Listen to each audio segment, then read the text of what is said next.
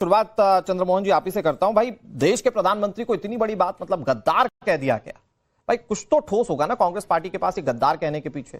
भाई क्यों कह रहे हैं आप देश के प्रधानमंत्री और गृह मंत्री को गद्दार? कि आपकी नजरिया कि आप गद्दार ढूंढ रहे हैं, हम देश को बड़ा कर रहे हैं और देश को बड़ा करके देश के अंदर आई हुई इस आपदा और विपदा के अंदर जिसको प्रधानमंत्री खुद कह के गए हैं और उस आपदा के अंदर छोड़कर वो मेलोडी टॉफी बांट रहे हैं और हंस रहे हैं।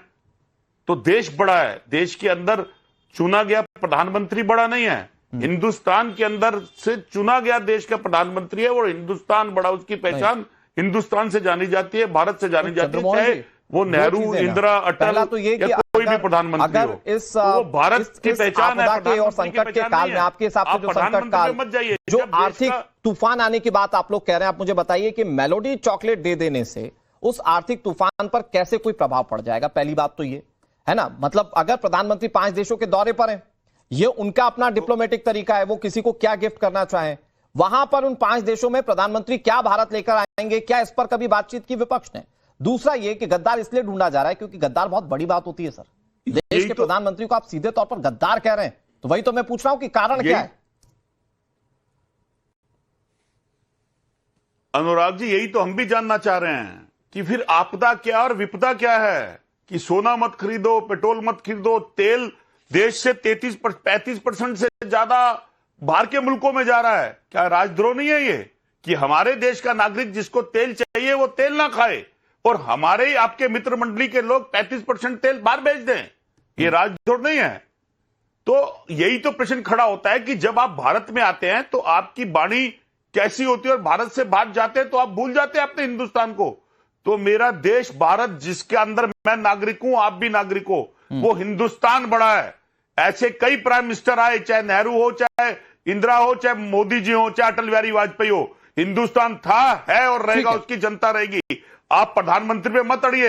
राहुल गांधी जी ने अगर अपना शब्द कहा है, वो शब्द देश के उस नागरिक के बारे में कहा, उस युवा के बारे में कहा है, उस व्यापारी के बारे में कहा, उस सोने के उन लोगों, कारीगरों के बारे में कहा है जो इस हालात के अंदर बैठे हैं, जो चाय देखने पे भी मजबूर। इकोनॉमिकल डिप्रेशन आने वाला है, इकोनॉमिकल क्राइसिस आने वाले हैं, तो उसके पीछे भारत सरकार का हाथ नहीं है। 2 देश आपस में लड़ रहे थे और उनकी लड़ाई की वजह से जो स्ट्रेट ऑफ हॉर्मुज रुका है वो कारण है। आप लोग अगर जनता के बीच में कोई भी चीज कोट करते हैं तो उसके पीछे का तथ्य आपको बताना चाहिए। भारत सरकार ने क्राइसिस खड़ी नहीं की है। लेकिन अनिला सिंह जी, भाई आपको जवाब मिला कि क्यों ये पीएम नरेंद्र मोदी को और गृह मंत्री को गद्दार कह रहे हैं? मेरी सभी को राम राम। और चोरों को सारे नजर आते हैं चोर, ये तो कहावत है। मुझे लगता है कि जो खुद गद्दार है मानसिकता से, उसको सारे ही गद्दार नजर आएंगे ना। जो जितना बड़ा राष्ट्रभक्त होगा उसको वो उतना ही बड़ा गद्दार दिखाई देगा। राहुल गांधी जी को तो उत्तर देना पड़ेगा, क्योंकि कांग्रेस पार्टी जो है उनकी तो हिम्मत है नहीं कि कुछ भी उनके बिहाफ पे कुछ भी बोल सकते हैं। एक ऐसा व्यक्ति जो न केवल सांसद है परंतु इस राष्ट्र के प्रधानमंत्री हैं, वो खुद एक भारी बहुमत से चुनकर आए हैं। एनडीए के परिवार के जितने मेंबर ऑफ पार्लियामेंट हैं, जिनके करोड़ों वोट पढ़कर वो रिप्रेजेंट कर रहे हैं, वो उन्होंने चुना है कि वो प्रधानमंत्री का पदभार संभालेंगे राष्ट्र के। और उसको जिस प्रकार से राहुल गांधी ने एक बहुत ही गंदी शब्द का प्रयोग करते हुए गद्दार कहा है, मैं कहूंगी कि ये दुर्भाग्य है। तो कांग्रेस पार्टी जो राष्ट्र की सबसे बूढ़ी पार्टी है, शायद बिल्कुल दिमाग खराब हो चुका है, वो इस प्रकार की भाषा का प्रयोग कर रही है। उनसे ये पूछना चाहिए राहुल गांधी से, जो संविधान हाथ में लेकर घूमते रहते हैं, कि मैं गिनाती हूँ। वो कह रहे हैं अनिला जी, वो कह रहे हैं कि देश में जो लोग तेल उत्पादन कर रहे हैं वो बाहर किसी दूसरे देश में बेच रहे हैं, और आज भारत के लोगों को कहा जा रहा है आप तेल यूज मत कीजिए। ये उनका तर्क है सर। नहीं, जिसकी जितनी बुद्धि होती है ना, वो उतनी ही बात कर सकते हैं ना। तो उन्होंने कभी जियोपॉलिटिक्स उनको करने का मौका मिला है, ठीक है, वो लाडले बेटे हो सकते हैं कांग्रेस पार्टी के और सोनिया गांधी जी के, पर इसका मतलब ये तो है नहीं है कि वो जियोपॉलिटिक्स को समझते हो। परंतु कांग्रेस पार्टी को, राहुल गांधी जी को उत्तर तो देना पड़ेगा कि आप जब गद्दार बोलते हैं, कहते हैं कि संविधान का गला घोट दिया, तो आपने over use of article 356 president rule, उसका इतना दुरुपयोग क्यों किया? 50 से ज्यादा बार जो है इंदिरा गांधी जी ने अलग अलग राज्यों में इसका इस्तेमाल करते हुए सरकारें गिराई। वो क्या था? हाँ, जो 21 महीने की इमरजेंसी लगाकर इस देश में लोकतंत्र का गला घोटा था, वो बीजेपी क्या था? सरकार क्या करने जा रही है? क्या बीजेपी या कोई कार्यकर्ता या कुछ भी, क्या राहुल गांधी के खिलाफ डिफेमेशन या किसी तरह की कोई कानूनी कार्रवाई की भी सोच है अभी? देखिए, हम डिफेमेशन करना, मुकदमा दायर करना, ये तो इतने बेशरम हो चुके, इतने ढीठ हो चुके हैं। वो तो हमारे कार्यकर्ता जो करेंगे वो करेंगे, पर सबसे बड़ी सजा कौन देती है? वो जनता की अदालत देती है साहब। ठीक है। और जनता की अदालत ने इनको एक बार नहीं कई बार सजा दी है, पर उत्तर देना पड़ेगा इनको कि किस प्रकार से इन्होंने चंद्रमोहन शर्मा जी, मैं दोनों अपने मेहमानों के पास जा रहा हूं, शुभरास्ता जी के पास और तारिक भाई के पास।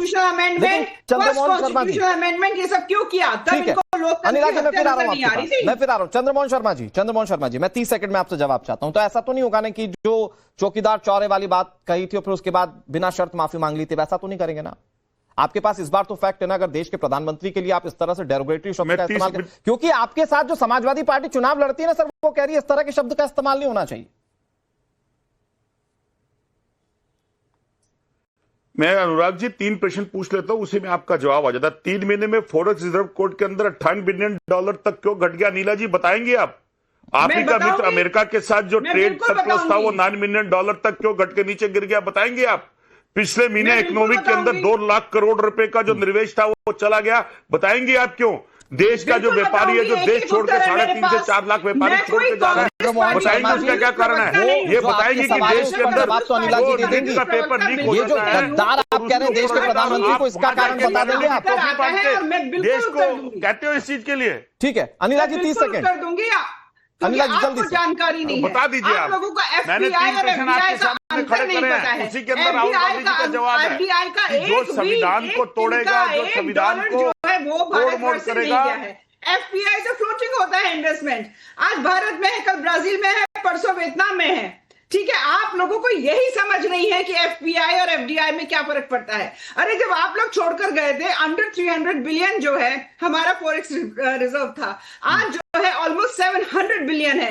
आप लोग बात क्या करते हो? आपके टाइम पे डबल डिजिट इन्फ्लेशन हुआ करता था, लगातार 3 साल जो है 9% इन्फ्लेशन रहा है। आज जब पूरा विश्व युद्ध की विभीषिका को झेल रहा है, भारतवर्ष जो सबसे बड़ी आबादी वाला राष्ट्र है, यहाँ पे अभी भी उनको तो मैम ये भी खटक रहा है कि आप मेलोडी चॉकलेट क्यों गिफ्ट कर रही हैं?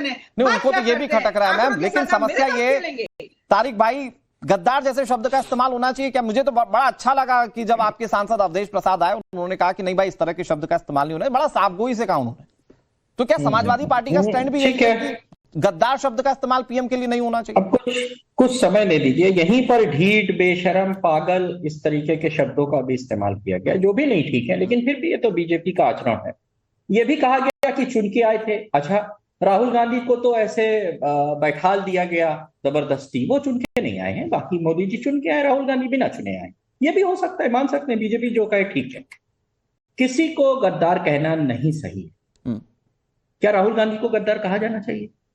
मैं डेट के साथ लिख के आया हूं, संबित पात्रा अप्रैल 2025, राहुल गांधी गद्दार। बीजेपी की अधिकृत प्रेस कॉन्फ्रेंस 2024, संबित पात्रा सबसे बड़े गद्दार, बिट्टू टेररिस्ट नंबर 1।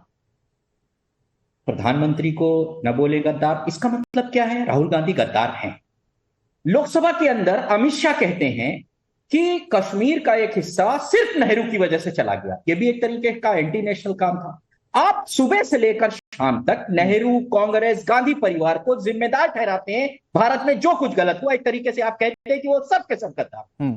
और एक बार आपके लिए कुछ कह दिया गया तो आपने बवाल। सब के सब जितनी बातें आप करते हैं, जितनी बातें, पार्लियामेंट में मोदी जी ने 50 बार इस बात को साबित किया है कि नेहरू जी की 50 गलती की वजह से बंटवारा हुआ और पीओके चला गया, सारी बातें कही गई। उसके बाद खुलेआम राहुल गांधी को यह भी टेररिस्ट भी कहा जाता है, कोई कहता है जीप काट लो, सब सही है। क्यों? क्योंकि राहुल गांधी चुन के नहीं आए हैं, सिर्फ प्रधानमंत्री चुन के। ये लोकतंत्र और भाषा का स्तर पहुंच गया है। अगर राहुल गांधी की तरफ से प्रधानमंत्री के लिए ऐसे शब्द इस्तेमाल किए जा रहे हैं, गलत है और बीजेपी को छूट है। बीजेपी तो मतलब आप ये कहना चाह रहे ना बीजेपी बोले ना कांग्रेस पार्टी बोले? आप ये कहना चाह रहे ना बीजेपी बोले ना कांग्रेस बोले? नहीं,